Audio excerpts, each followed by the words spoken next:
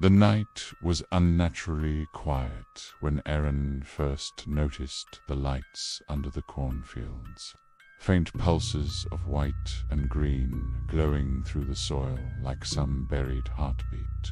But he told himself it was just farm equipment until the ground began to hum. The next morning, his sister Mara was gone, her shoes still by the back door. The kitchen chair tipped over like she, deepened pulled from it. And Aaron knew something was wrong long before the sheriff arrived, and shrugged it off as a runaway case. He walked the fields at night, searching for clues. And it was then that he saw the ground breathe a slow rise and fall, as though the earth itself were alive, and a circular opening split open silently before him. Aaron's first instinct was to run, but a sound rose from the darkness, a thin, wavering cry that sounded like Mara, and his fear gave way to rage as he grabbed his flashlight and climbed down into the hollow ground. The tunnel walls were slick with something warm and translucent, glowing faintly like veins filled with light, and the air smelled sharp and metallic, stinging his nose with each breath. Aaron moved deeper, hearing whispers echoing off the walls. Not words, but clicks and tones that formed patterns, almost like the chittering of insects. He finally entered a chamber the size of a church, its ceiling pulsating like a giant lung. And hanging from the walls were dozens of people cocooned in strands of a wet, fibrous material, their eyes open but unmoving. Aaron saw Mara among them, her chest rising slowly, her gaze fixed on nothing. And when he tried to tear the cocoon apart, the strands clung to his hands like living things, burning his skin where they touched. Something moved behind him, a shadow cutting across the chamber light. And when Aaron turned, he saw it, a tall, insectoid creature with limbs too long, its head crowned with a chitinous crest that dripped with iridescence. It did not lunge at him, not yet. Instead, it tilted its head and emitted a series of clicking sounds. And to Aaron's horror, he realized the sound was coming from everywhere, as more creatures crawled down from the ceiling. He backed against the wall, clutching a rusted pipe he'd found near the tunnel entrance, his breath ragged as the creatures surrounded him, plop, but did not attack. And then a deep vibration rolled through the floor like a drumbeat. The chamber walls shifted, openings forming in the flesh-like structure, revealing smaller tunnels that led deeper underground. And Aaron felt a pressure in his skull, as though something was urging him forward.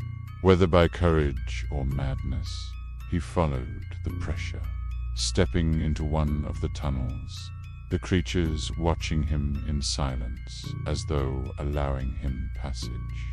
The deeper he went, the louder the sound grew, a constant droning thrum that made his teeth ache, until he entered a final cavern that dwarfed all the others. At the center was a massive pulsing shape like an egg sac the size of a house, its surface translucent, and inside he saw shadows moving, not fully formed, not human, not insect, but something between. Aaron realized with a jolt that these things were not abducting people to kill them, but to change them, cocooning them until their bodies were reshaped into whatever form the hive required. He remembered the look in Mara's eyes, distant but still faintly aware, and he knew if he didn't act now, she would be gone forever, replaced by something that still wore her face. Aaron swung the pipe as hard as he could against the egg sac, the impact sending a crack of light through its surface. And the droning stopped for a single horrible second before a scream filled the chamber. The creatures surged toward him, faster now.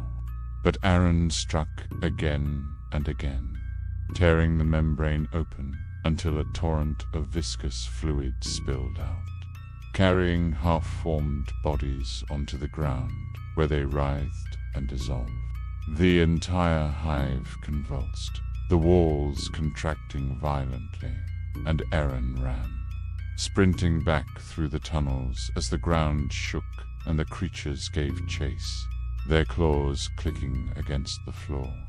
He reached Mara's cocoon and slashed it with the jagged edge of the pipe, pulling her free though she was limp and barely conscious, her skin slick with the same fluid that coated the chamber walls. Aaron dragged her toward the tunnel entrance, his arms aching, the sound of pursuit deafening behind him, until at last he saw the faint moonlight shining from above. They scrambled out just as the opening sealed shut behind them, the earth collapsing inward, as though the hive were burying itself alive.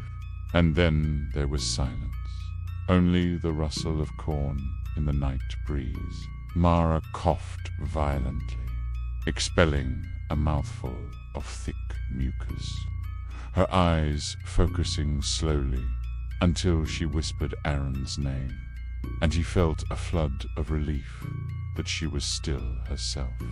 The next morning, the cornfield looked normal. No sign of the hole, no trace of the hive.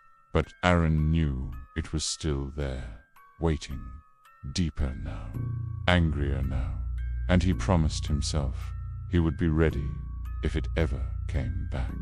For weeks afterward, Mara woke, screaming in the night, whispering words in that clicking language, and Aaron sat by her bed each time, gripping the pipe he'd kept by the door, because he knew the hive might one day try to finish what it started.